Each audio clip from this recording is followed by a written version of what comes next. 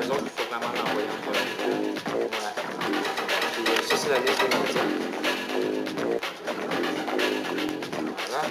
Ça, c'est vite, tabarouette. Ça sent mal le communiqué en anglais. Il est trop haut. Regarde. Non, juste ceux que c'est marqué OK à côté ou tu sais qu'il y a des comme ça. OK.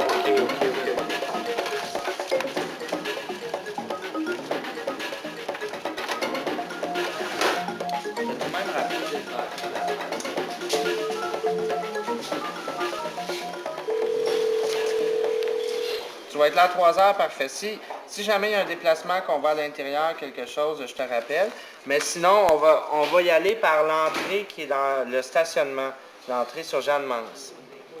Ouais. Je pense qu'on a notre raison d'exister. La LAM est le dernier organisme antiraciste, premièrement. Puis je pense que non seulement la LAM a sa raison d'être, parce qu'il y en a du racisme, on n'est pas obligé d'en inventer du racisme, on n'est pas obligé d'en inventer des cas de racisme, de xénophobie, des préjugés. Il y a de la place pour faire de la prévention, c'est nécessaire d'en faire. Mais dire par exemple qu'on peut constater qu'aux Jeux Olympiques, les Noirs courent plus vite que les Blancs, c'est une réalité. Qu'en natation, les Blancs nagent plus vite que les Noirs, c'est une réalité. Il n'y a là-dedans aucune connotation raciste. Il y a le simple constat qu'il y a des différences essentielles. Alors d'un côté, vous avez des gens qui sont supérieurs, mais d'un autre côté, ces mêmes supérieurs sont inférieurs. Voilà. Il n'y a aucune hiérarchie dans cette pensée, dans les races. Et ils sont différents. Pourquoi vouloir nier d'ailleurs le mot race, qui faudrait supprimer de la Constitution à ce moment-là, puisque la Constitution s'appuie sur la race. Il n'y a aucune raison de ça, encore une fois, tout ça, il n'y a aucun racisme dans ces propos. Il y a seulement un constat d'une réalité. Mais c'est clair que ce que veut le Front National, tout comme ce que veut n'importe quelle organisation raciste, c'est pas nécessairement de recruter des membres autant que d'avoir de l'influence. Et si on le dénonce aujourd'hui, c'est justement parce qu'il n'est pas question que ces propos-là passent comme étant des propos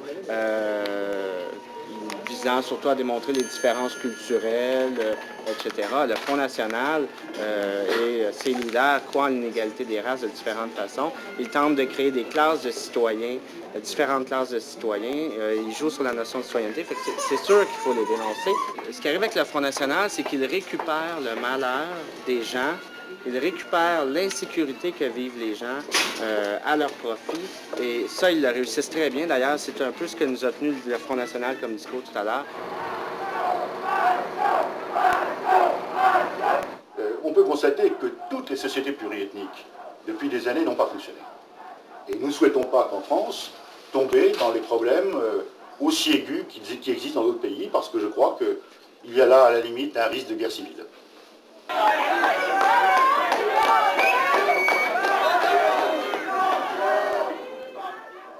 Ceci dit, pour ceux qui ne connaissent pas la LAM, on a été fondé en 89 par une gang on s'est formé une gang de personnes.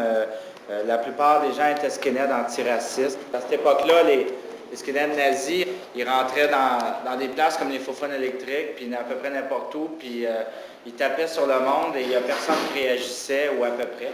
Et c'est là qu'on s'est dit qu'il faudrait essayer d'organiser quelque chose, essayer de structurer quelque chose contre les groupes néo-nazis. Fait qu'on a décidé de fonder la Ligue antifasciste de Montréal à ce moment-là.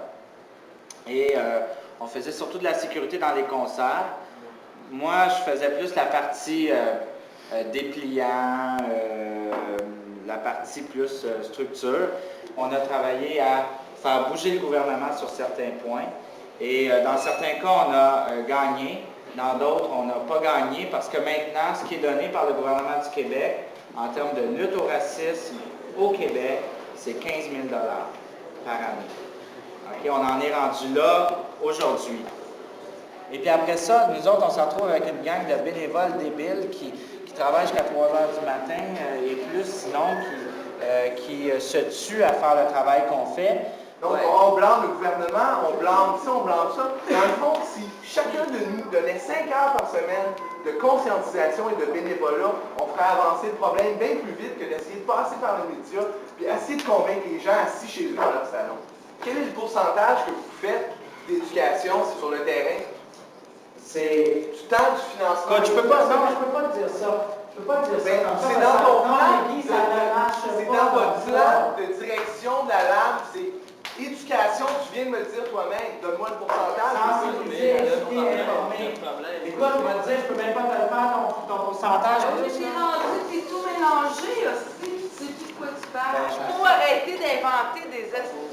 entente, là, puis mettre nos énergies ensemble, hein?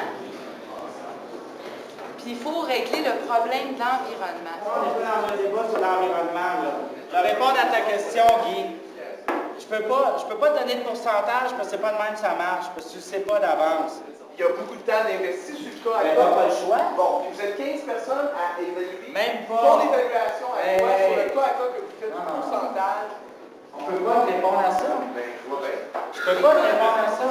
Et c'est normal que je puisse pas te répondre à ça parce que je suis pas un fonctionnaire bureaucrate et deux comptable. Non, mais t'es Je répondrai pas à ça. Non, mais t'es représentant puis porte-parole de la Ligue antifasciste de Montréal. Je travaille avec la langue volontairement. Je le fais à la tournée de Québec dans toutes les écoles, Steve Valdar, Rouen, you name it. Il n'y a pas de racisme au Québec, non, mais sauf des Indiens, là, moi, je suis pas capable des Indiens, quand même. Hein? Tu sais, c'est ça, moi, je l'ai trouvé au Québec.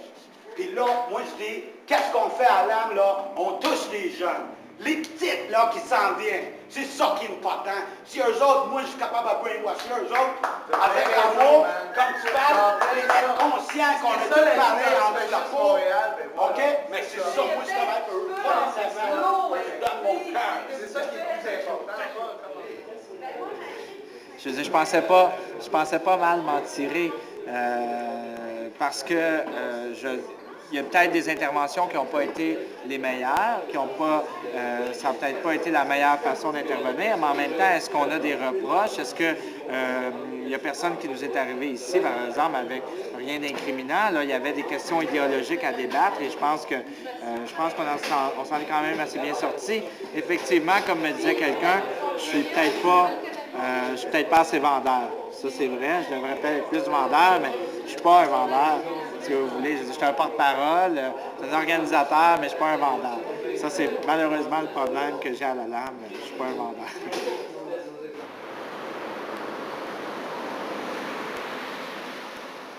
Bien, ça apporte, c'est notre mandat, premièrement, de sensibiliser, d'éduquer, d'informer les jeunes. Ensuite de ça, c'est aussi intéressant, c'est des jeunes qui vont nous rapporter s'il se passe des choses. Donc, c'est des oreilles et des yeux un peu partout dans les différents milieux. Nazisme. Néonazisme. Ben, nazisme, je te dirais que c'est le mouvement qui est parti avec Mein Kampf, là, quand Hitler l'a écrit. Puis néonazisme, ça serait peut-être le renouveau du mouvement qui est en train de recommencer de nos jours. Ben, 100%. Bonne Question. Hey, t'as répondu à nos 2 questions pièges en politique. c'est intéressant. Il y a plein d'immigrants investisseurs qui viennent ici. Il y en a qui disent, bon, c'est tous des Chinois qui ouvrent des dépanneurs, mais c'est pas vrai. Et en bout de ligne, ben, l'immigration, ça rapporte beaucoup plus que ce que ça coûte. Et en ce moment, au Québec, le problème qu'on a, c'est qu'il n'y a plus assez d'immigrants qui veulent venir au Québec. Alors, ça, il faut sensibiliser aussi les gens à ça. Il faut qu'on ait plus d'immigrants parce qu'on a un taux de dénatalité qui est important. Ah, je le trouve bien intéressant. Je pense que j'aurais pu l'écouter pendant 2 heures pendant tout mon cours. Ça aurait été plus intéressant que mon cours, je pense. Ouais. Je déteste les gens qui sont défaitistes, on ne pourra pas, ça ne marchera pas, c'est impossible, etc. Moi, je pense que tout est possible. Il faut juste donner la peine d'essayer. Et même quand tu n'es pas certain que ça va marcher, ça, c'est Albert Jacquard qui m'a dit ça, il m'a dit, écoute, la pire chose, ce serait de ne pas essayer. J'appelle Howard Galganov. Lui dit qu'il demande des excuses au Edmonton Sun. Et puis là, ben, je vais l'appeler en lui disant que le Edmonton Sun maintient réellement ça. Et je vais lui poser des questions. Il n'est pas là. Non, il n'est pas là. Bon, on envoie le communiqué. Ben, il a dit en anglais, "This is a street fight for Canada's life and people out here don't even know it's going on." Il parlait à Edmonton. "Blood is going to fall in the streets until the separatists are dead. It's winner take all." Non, c'est que moi, je suis pogné avec les déclarations d'aujourd'hui, là, dans la presse, là, où je dis, dans la presse, je dis bien, je dis, c'est un appel à la violence, voire à la guerre civile, et ça devrait faire l'objet d'accusations criminelles, a déclaré le président de la Ligue, Alain Dufour. La campagne de Galganov contre une proportion importante de la population québécoise n'a plus rien d'un discours politique, elle descend au niveau des gangs de rue. C'est ça, M. Dufour. Moi, je pense que ça prend de l'ego, ça prend de la fierté.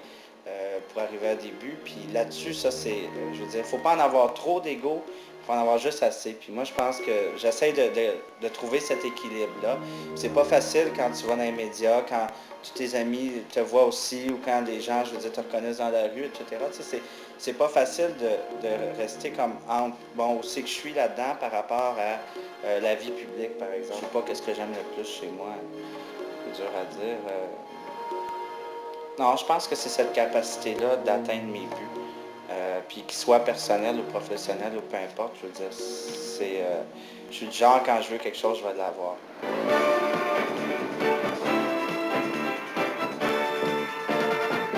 Il y a une coalition d'organismes qui œuvrent dans le domaine des droits de la personne. Ah, les droits de la personne, mesdames et messieurs. Elle a dévoilé les résultats d'une enquête troublante concernant des actes dérogatoires et criminels au ministère de l'Immigration de Lucienne Robillard. Est-ce que Lucienne est une criminelle? C'est bien possible, mais personnellement, j'en doute pour le moment. La coalition se préoccupe du sort de 60 Algériens qui risquent la déportation et elle reproche à Ottawa de ne pas respecter ses obligations internationales en matière de droits humains. Eh bien, il y a Alain Dufault qui est avec nous, c'est le président de la Ligue antifasciste, qui fait partie de cette coalition. M. Dufault, bonjour. Bonjour, M. Pro. Mais ben, voyons donc, M. Dufault, vous n'êtes quand même pas en train de me dire que Lucienne ne sait pas ça. Je veux bien croire qu'elle est innocente, mais pas à ce point-là. Bien, écoutez, c'est des fonctionnaires qui agissent en son nom. Et donc, les agents d'immigration sont des agents de la paix et, par contre, qui ne sont soumis à aucun comité de discipline. Et il y a carrément des préjugés qui ont été affirmés par des agents où on dit ces gens-là viennent ici pour prendre nos femmes, etc. Mais c'est un discours raciste qui tient à Immigration Canada. Et écoutez, je vais prendre le temps, là, le dossier que j'ai, je vais vous l'envoyer, vous pourrez le lire et vous serez à même de tirer vos conclusions.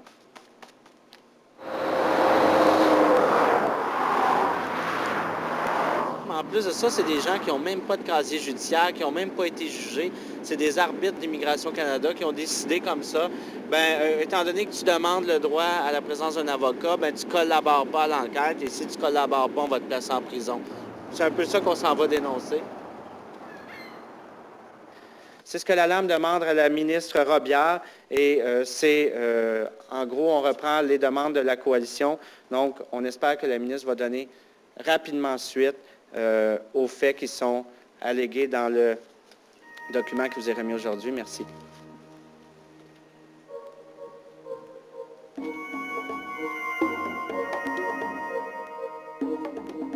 Je suis le porte-parole du Bloc québécois de l'opposition officielle en matière de citoyenneté et d'immigration. Et je trouve que la LAM et particulièrement Alain font un travail formidable. Souvent, je reçois les communiqués où je lis les articles de presse. Et ce matin, je pense qu'Alain a fait une intervention formidable. J'ai encore envie de brasser les gens, j'ai encore envie de brasser le gouvernement, les gouvernements, puis je ne les laisserai pas s'en sortir comme ça, puis qui seront mieux d'attacher leur tuque, parce que je veux dire, j'ai l'intention de le faire encore pour un bout, et je pense qu'ils vont avoir le temps de prendre ils vont prendre leur retraite avant moi dans ce cas-là, fait que ceux qui me trouvent dérangeant, ils vont me trouver dérangeant très longtemps encore.